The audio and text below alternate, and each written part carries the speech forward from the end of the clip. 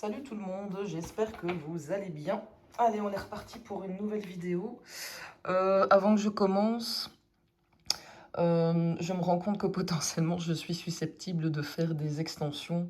Donc si jamais, allez toujours voir dans la description s'il y a un lien. Et en fait, je vais éviter de mettre en public les extensions parce que c'est vrai que parfois les gens commencent par l'extension et puis finissent par le tirage et ils comprennent pas toujours du coup le sens de la vidéo, ce qui est logique. Donc surtout, n'hésitez pas à aller voir dans la description. Et au niveau des jeux, soit je vais les montrer directement à la vidéo.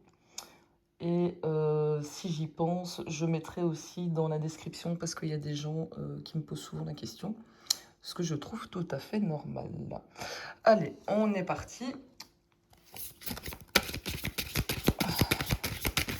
Oh, ça y est, je commence déjà avec un jeu éclaté. C'est merveilleux. Je recommence.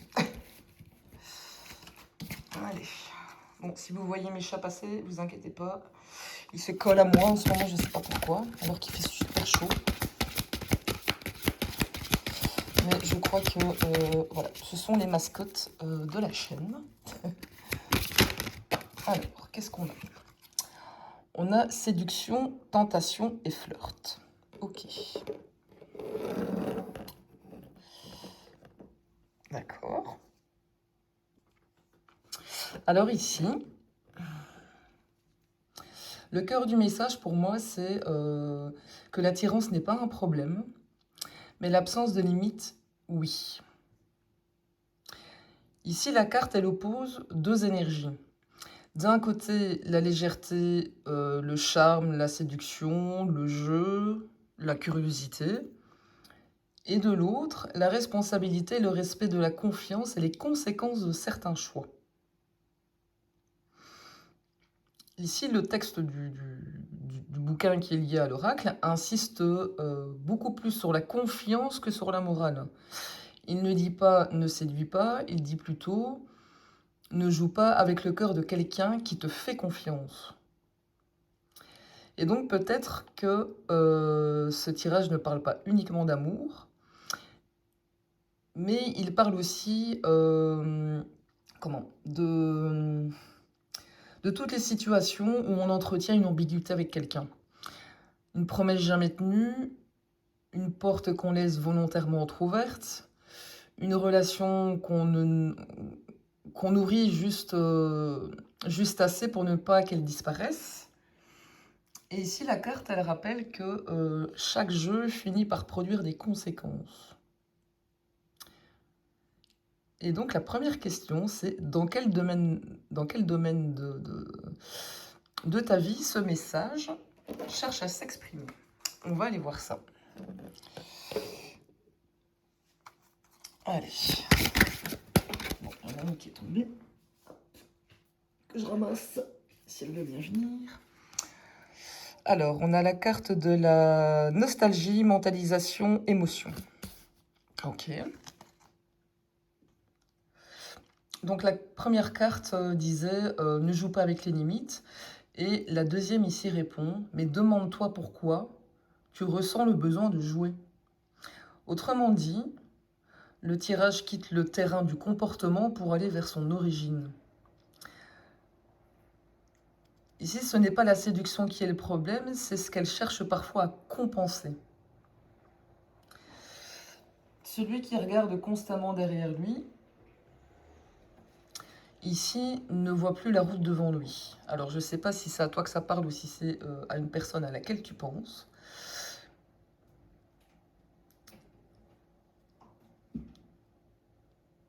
Comment je vais dire ? C'est une assez jolie métaphore parce qu'elle ne dit pas d'oublier le passé, elle dit que le passé ne peut plus être celui qui conduit. Et il y a un fil conducteur assez cohérent ici entre ces deux cartes. On a d'abord les pulsions et puis les émotions non guéries. Les pulsions deviennent alors la conséquence des émotions qui n'ont pas été totalement intégrées. Et si ce que tu appelles prudence n'était parfois que de la peur déguisée, et si ce que tu appelles liberté était parfois une façon d'éviter de t'attacher. Alors ça invite clairement à l'introspection sans accuser. Quelle est la véritable blessure que cette personne, si c'est pas toi, est invitée à reconnaître aujourd'hui?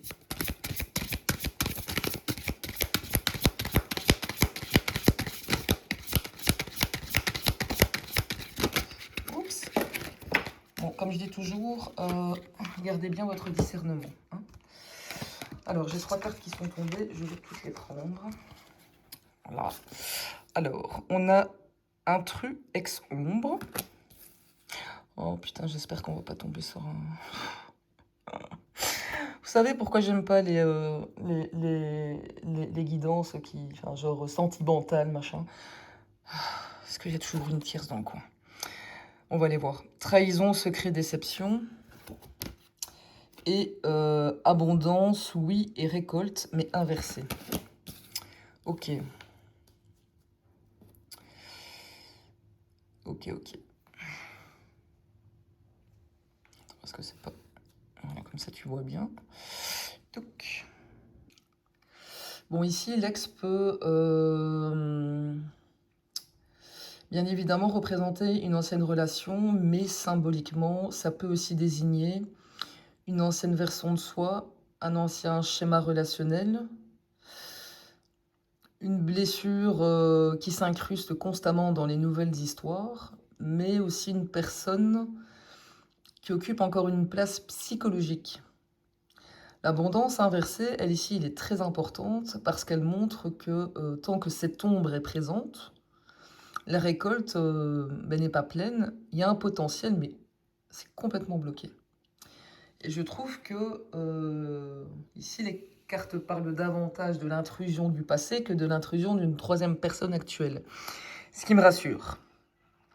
En revanche, je dis bien en revanche, la question de la triangulaire reste quand même légitime, mais si on ne l'affirme pas.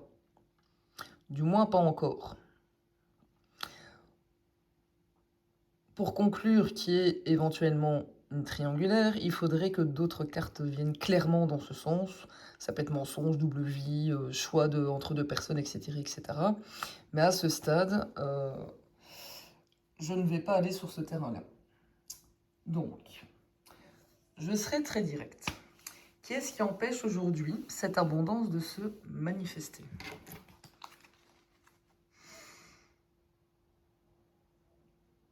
Non, je vais encore aller plus loin.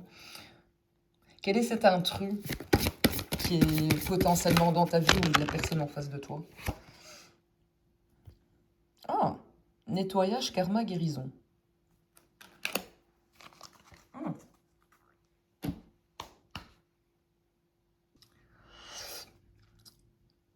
Bon, ici, ça change complètement la lecture. L'intrus, ce n'est pas d'abord un rival ou un ex qui revient semer le chaos.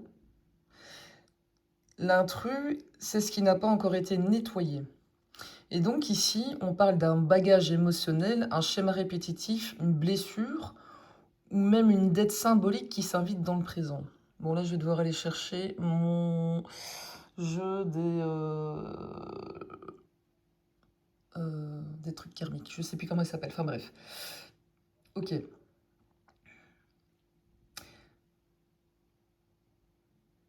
Et donc, en fait, il y a parfois une histoire qui continue à vivre à travers nous.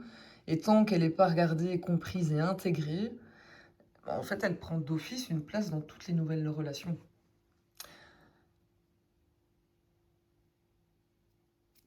Et donc, quel est le premier pas concret vers cette guérison, en fait?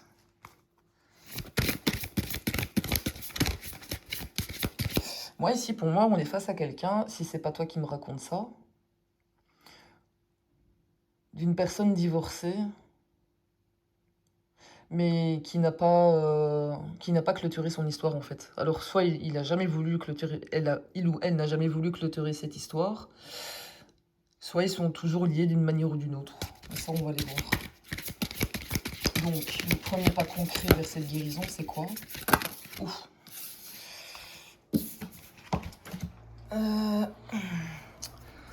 Ben voilà. Pardon, libération, réconciliation. Lâcher prise, respiration et accalmie. Voilà, voilà.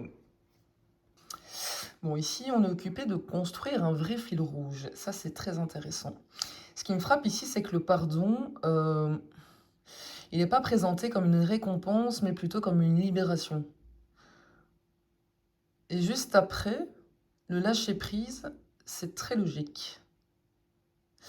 On pourrait penser, je lâche prise quand j'aurai pardonné, mais en fait, ici, ça dit complètement l'inverse. Tu commences à lâcher le besoin de contrôler, de comprendre ou de revivre l'histoire, et c'est ce mouvement, justement, qui ouvre la porte au pardon. Alors, il y a quand même une nuance importante, je vais la préciser. Le pardon dont on parle ici, ça n'oblige pas à reprendre contact, à oublier ou à excuser. Le pardon et s'excuser, c'est pas toujours la même chose. Ici, on ne dit pas de retourner vers cette personne. Ici, on te parle de libération et d'accalmie. Et donc, ça peut très bien être un travail intérieur qui permet de ne plus laisser cette histoire te bouffer. Et tant que tu portes encore ce qui t'a trahi, c'est cette blessure qui va décider à ta place. Et donc, le pardon ne changera jamais le passé, que ce soit bien clair, mais il va rendre le présent beaucoup plus disponible. Ok ? Quelle transformation est en train de naître grâce à ce processus de guérison? Après, je vais changer de jeu. Allez. Quelle transformation est en train de naître grâce à ce processus de guérison? S'il veut bien m'en sortir une, parce que là, il n'a pas l'air motivé. Je vais aller à la coupe. Alors, effort, fatigue, lassitude. Ok. Alors ici, moi je ne la vois pas de manière négative. À première vue, ça pourrait faire penser à ouais, super, encore des difficultés. Mais replacé dans le contexte ici, ça raconte une autre histoire. Pourquoi? Parce que guérir, ça demande de l'énergie. Et arrive à un moment donné où on est fatigué de porter une histoire, on est fatigué de lutter et on est fatigué de revivre toujours les mêmes scénarios. Et donc la transformation qui est en train de naître, c'est le moment où on n'a plus la force tout simplement de continuer à fonctionner comme avant. Et ça, c'est souvent un gros tournant. La lassitude, c'est pas forcément un échec. Elle est peut-être le point où on se dit enfin, j'ai plus envie de passer ma vie à porter ça.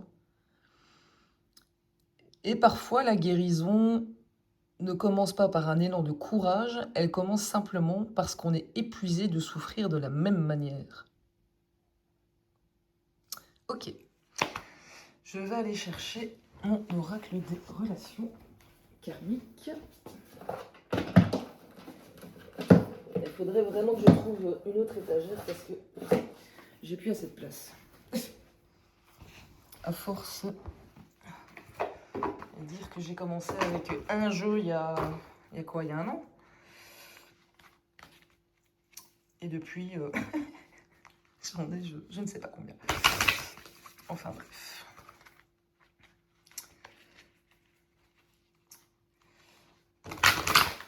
Voilà. Hop. Attends, je vais d'abord mettre ça sur le côté. Celles-là, je vais les rassembler parce que je vais peut-être devoir y revenir tout à l'heure. Je vais les mettre là. Voilà. Allez, on est parti. La véritable nature du lien dans ce tirage, c'est quoi? Du lien qu'il y a entre toi et cette personne, hein, qu'on soit bien d'accord, ou entre la personne et la personne... Enfin, la personne que tu connais qui vit ça. Tu adaptes. Allez. Alors, qu'est-ce qu'on a? Je prends un deuxième chevalet. Ah, il est en dessous du chat. Merci le chat. Alors, on a la carte du travail intérieur.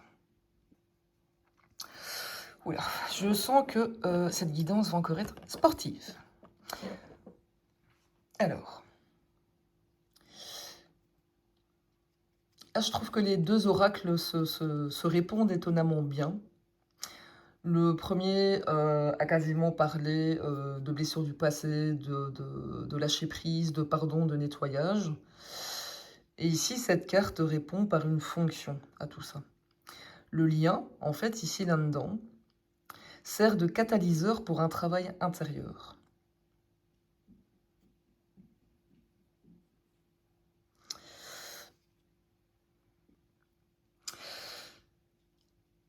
En fait, selon la symbolique de l'oracle ici, cette relation aurait pour vocation de déclencher un profond travail intérieur.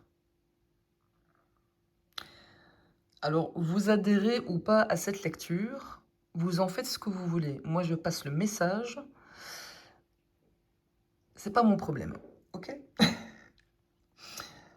Ce que je trouve très fort dans cette phrase, c'est qu'elle est là pour que tu puisses prendre conscience des choses profondes à l'intérieur de toi. En fait, elle a un effet rétroactif sur la totalité du premier oracle qu'on a utilisé. Regarde un peu le chemin. On a la séduction, donc c'est les comportements visibles. Voilà pourquoi j'ai gardé mes cartes. Parce que je sens que je vais les ressortir. C'était où cette carte de la séduction? On avait ça quand même. Ah oui, il est là sur le chevalier, je suis bête. Donc, le chemin, c'est séduction. On parle des comportements visibles. La nostalgie, ici, on parle des émotions. La carte de la trahison, ça parle de la blessure. Après, qu'est-ce qu'on avait On avait... Oui, c'était ça. On avait, je crois après, hein, le nettoyage, la guérison. Enfin, peu importe l'ordre, on s'en fout. On avait la carte du pardon. Ouais, qui est ici, c'est ça. Donc ça parle de libération. On avait le lâcher-prise, l'apaisement. On avait la fatigue, je ne sais plus où elle est, ici.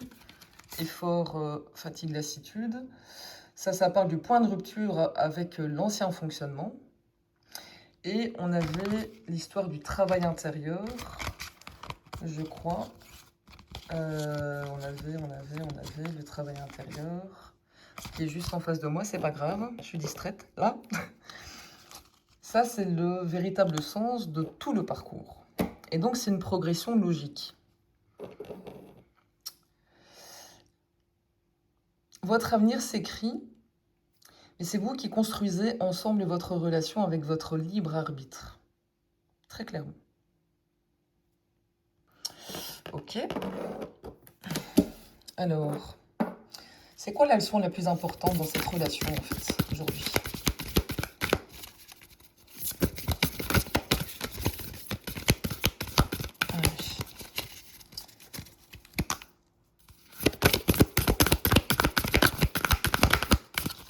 Qui s'est retourné. Alors, la leçon la plus importante ici, c'est la réalisation de soi, mais inversée.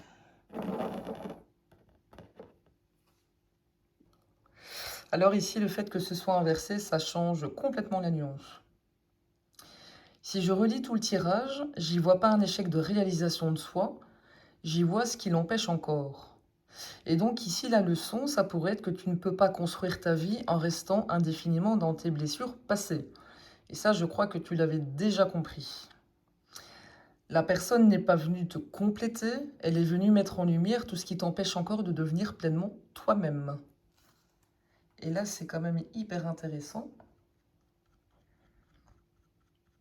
Parce qu'en fait, le véritable enjeu de cette relation, ce n'est pas de sauver le couple, c'est de cesser de t'abandonner toi-même. Et ça, je crois que c'est le cœur du message. Et là, la question qui me percute là maintenant tout de suite, c'est quelle force cette personne est-elle invitée à développer pour permettre cette réalisation de soi et la remettre à l'endroit. C'est là.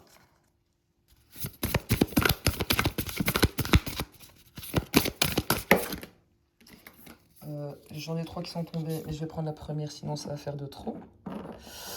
Le rendez-vous manqué. Alors ne vous méprenez pas, parce qu'en la prenant isolément, on pourrait croire qu'elle annonce un simple échec, mais en fait, c'est pas du tout le cas. Hein.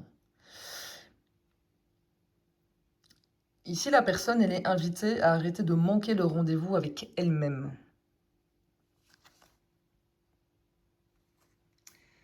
Et si les plus grands rendez-vous que tu avais manqué ou que cette personne avait manqué n'étaient pas avec quelqu'un d'autre, mais juste avec elle-même? Ça, c'est la grande question. Comment est-ce qu'on pourrait reconnaître que ce rendez-vous avec soi-même a été honoré?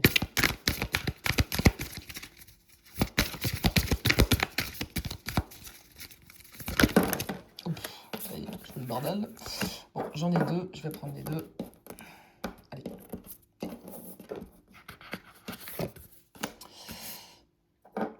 Un troisième chevalet. Ouais, désolé le chat, décidément. Alors, donc le plus grand rendez-vous... Pardon, c'était quoi la question? Je sais plus. Ah oui, et si le plus grand rendez-vous que tu avais manqué n'était pas avec quelqu'un d'autre, mais avec toi-même, c'était ça. Je crois, tu me diras en commentaire. Séparation longue et vulnérabilité. Non, c'était pas ça la question. Non, c'était comment reconnaître que ce rendez-vous avec soi a été honoré. Pardon, c'est pas grave. Donc, séparation longue, vulnérabilité. Moi, je trouve que le message ici, il est moins centré sur l'autre que ce que le début du tirage pouvait laisser croire. En réalité,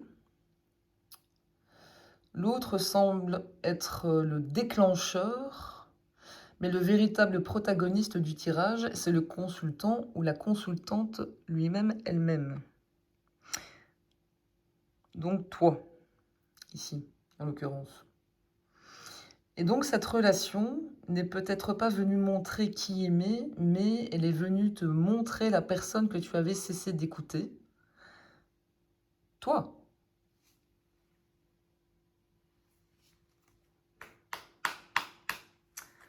Ok. Bon, bah tu me diras si ça te parle, hein, parce que je sais pas dans quoi on est encore parti là. Mais... Allez. Ok. C'est quoi le plus grand obstacle aujourd'hui qui empêche cette transformation d'aboutir? J'ai même pas encore le temps de mélanger.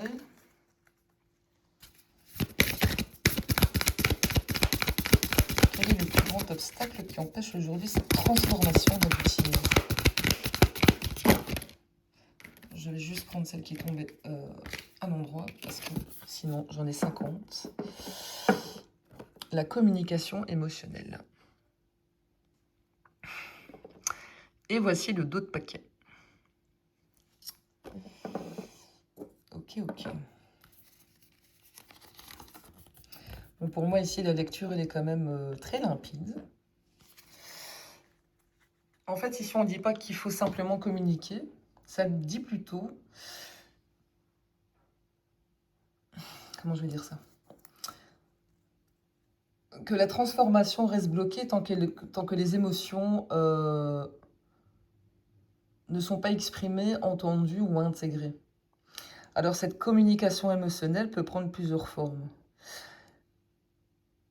Dire enfin ce qu'on ressent, reconnaître ce que l'on ressent soi-même, arrêter de se protéger derrière le mental, ou accepter une conversation sincère si les circonstances s'y prêtent.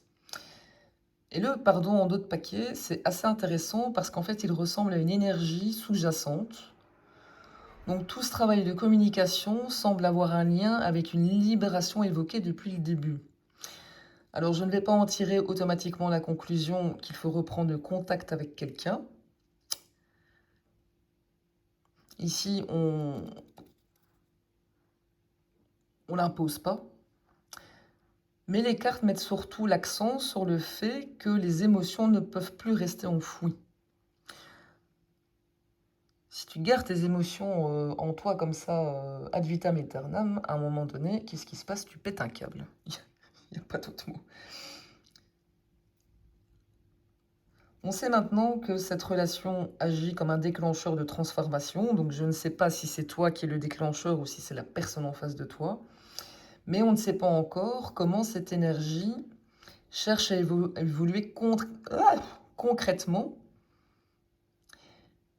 Et c'est ce qu'on va aller demander au prochain oracle. Et là, je ne sais pas trop, parce que je vais prendre le tarot angélique. Attends, je vais faire un peu de place.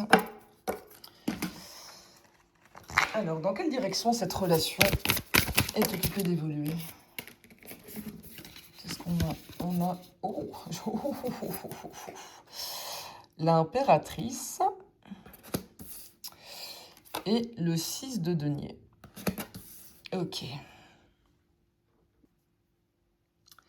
Alors, je vais d'abord les lire ensemble, avant de les séparer. L'énergie actuelle de la relation, c'est une énergie qui cherche à faire circuler. L'impératrice, c'est celle qui nourrit, qui crée, qui fait grandir et qui exprime. Le 6 de denier, lui, il rééquilibre, il donne, il reçoit et il remet en circulation. Après toutes les cartes sur les blessures, le pardon et la communication émotionnelle. Pardon. Ce duo, moi, ça me fait penser à une relation qui cherche à sortir d'un rapport de manque pour aller vers un rapport d'échange. Et ce qui me plaît surtout, c'est ce 6 de denier qui répond directement à la communication émotionnelle. Une vraie communication, c'est un échange. On donne, on reçoit, on écoute autant qu'on parle. Et l'impératrice, elle représente souvent justement cette confiance, l'expression authentique, la capacité à faire naître quelque chose de nouveau. Et en fait, elle est presque à l'opposé de la réalisation du soin inversé qu'on avait tout à l'heure. Et le 6 de denier ici, il pose une question relativement simple. L'échange est-il équilibré? Alors, on ne parle pas d'échange seulement matériel.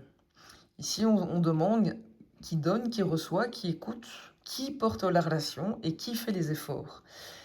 Et le 6 de denier, lui, il invite souvent à retrouver une réciprocité. Et surtout,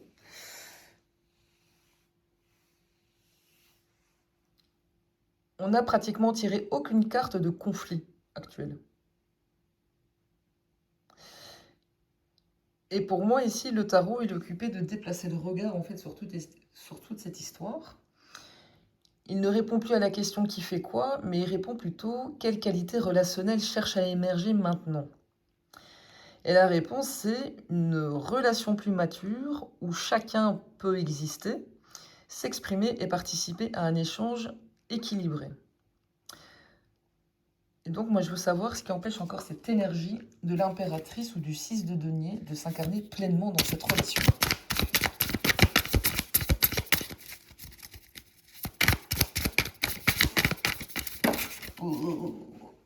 Attends, parce que... Je dois être plus délicate avec mes joueurs, parce que à chaque fois, ils explosent et ça m'arrange pas. Donc, qu'est-ce qu'empêche encore cette énergie de l'impératrice ou du 6 de denier de s'exprimer pleinement dans cette relation? On a un as de bâton et on a un 2 de coupe.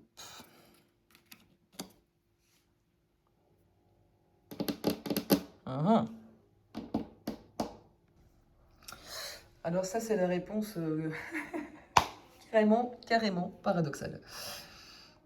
Ce qui empêche cette énergie de s'incarner,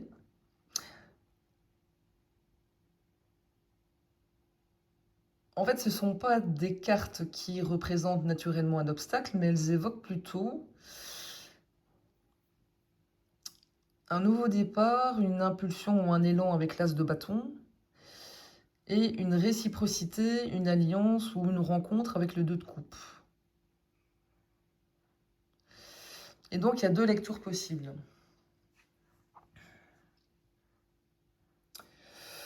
L'obstacle, c'est qu'il faut accepter ce que représentent ces cartes ici.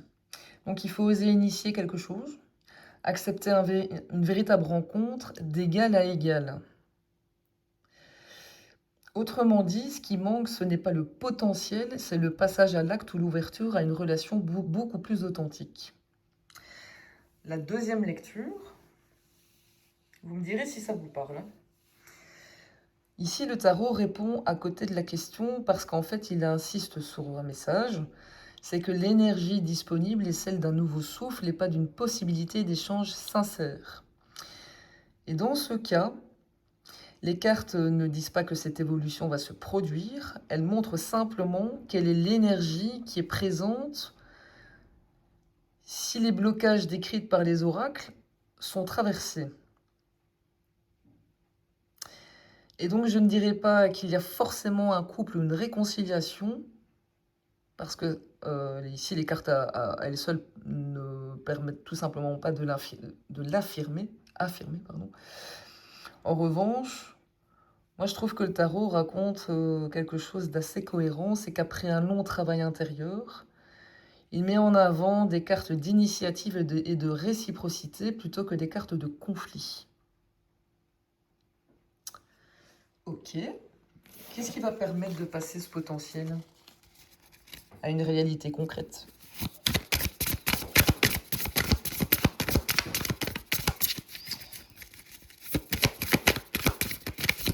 Allez. Un 3 de denier. C'est une carte de construction, le 3 de denier. Alors, ça ne parle pas de magie ni de destin. Ça parle de quelque chose qui se bâtit grâce à un travail concret. Et donc ici, il peut symboliser le fait d'apprendre à travailler ensemble, de communiquer de manière plus constructive, de reconnaître les compétences et la valeur de chacun, construire une relation sur des bases solides plutôt que sur les blessures du passé. Et ce qui est assez frappant, c'est l'évolution des cartes. Donc les oracles, eux, ils étaient tournés vers l'intérieur, le pardon, l'introspection, la guérison. Et le tarot, lui, il est complètement tourné vers l'extérieur, donc les échanges, rencontres, construction. Et donc ici, il y a quand même une vraie progression. Alors, ne vous mettez pas en tête que ah ouais, on va forcément finir ensemble. Non, non, non, non. On parle ici d'un potentiel de construction. Mais ça ne dit pas, ne disent pas à elles seules que c'est une issue garantie.